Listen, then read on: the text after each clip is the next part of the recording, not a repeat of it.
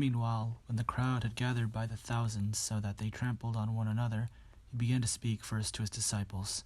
Beware of the yeast of the Pharisees, that is, their hypocrisy.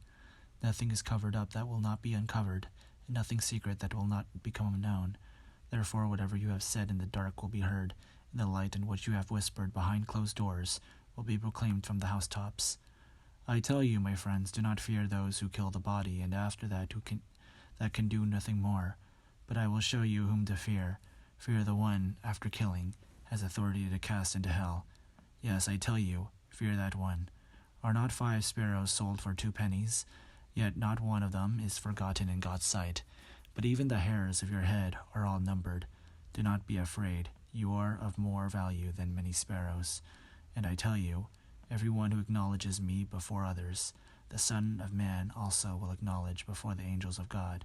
But whoever denies me before others will be denied before the angels of God. And everyone who speaks a word against the Son of Man will be forgiven. But whoever blasphemes against the Holy Spirit will not be forgiven. When they bring you before the synagogues, the rulers, and the authorities, do not worry about how or what you will answer or what you are to say, for the Holy Spirit will teach you at that very hour what you ought to say. Someone in the crowd said to him, Teacher, tell my brother to divide the family inheritance with me. But he said to him, Friend, who set me to be a judge or an arbitrator over you? And he said to them, Take care, be on your guard against all kinds of greed, for one's life does not consist in the abundance of possessions. Then he told them a parable. The land of a rich man produced abundantly, and he thought to himself, What should I do? For I have no place to store my crops. Then he said, I will do this. I will pull down my barns and build larger ones, and there I will store all my grain and my goods. And I will say to my soul, Soul, you have ample goods laid up for many years. Relax, eat, drink, be merry. But God said to him, You fool! This very night your life is being demanded of you, and the things you have prepared, whose will they be? So it is with those who store up treasures for themselves, but are not rich toward God. He said to his disciples, Therefore, I tell you, do not worry about your life, what you will eat, or about your body, what you will wear. For life is more than food, and the body more than clothing. Consider the ravens, they neither sow nor weep.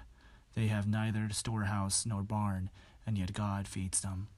Of how much more value are you than the birds? And which of you, by worrying, can add a single hour to your span of life? If then you are not able to do so small a thing as that, why do you worry about the rest? Consider the lilies, how they grow. They neither toil nor spin. Yet I tell you, even Solomon in all his glory was not clothed like one of these. But if God so clothes the grass of the field, which is alive today, and tomorrow is thrown into the oven, how much more will he clothe you? You of little faith. And do not keep seeking what you are to eat and what you are to drink, and do not keep worrying, for it is the nations of the world that seek all these things, and your Father knows that you need him. Instead, seek his kingdom, and these things will be given to you as well. Do not be afraid, little flock, for it is your Father's good pleasure to give you the kingdom. Sell your possessions and give alms. Make purses for yourselves that do not wear out, an unfailing treasure in heaven, where no thief comes near and no moths destroy. For where your treasure is, there your heart will be. Be dressed for action and have your lamps lit.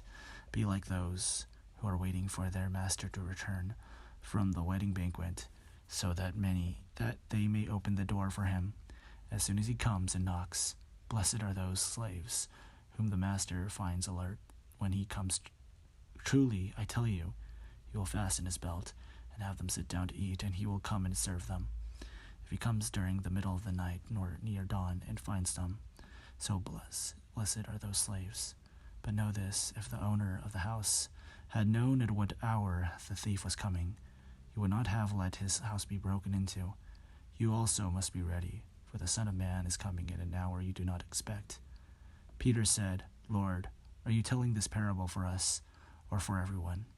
And the Lord said, Who then is the faithful and prudent manager, whom his master will put in charge of his slaves, to give them their allowance of food at the proper time. Blessed is that slave whom his master will find at work when he arrives.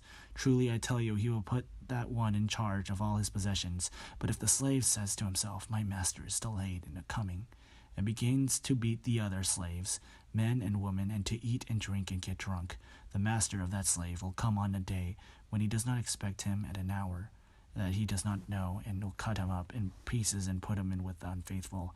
That slave, who knew what his master wanted but did not prepare himself or do what was wanted, will receive a severe beating. But the one who did not know and did what deserved the beating will receive a light beating. From everyone to whom much has been given, much will be required, and from the one to whom much has been entrusted, even more will be demanded. I have come to cast fire upon the earth, and how I wish it were already ablaze. I have a baptism with which to be baptized, and what constraint I am under with it until it is completed. Do you think that I have come to bring peace to earth? No, I tell you, but rather division.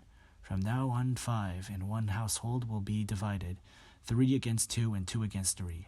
They will be divided, father against son and son against father, mother against daughter and daughter against mother, mother-in-law against her daughter-in-law, and daughter-in-law against mother-in-law. He also said to the crowds, when you see a cloud rising in the west, you immediately say, it is going to rain, and so it happens.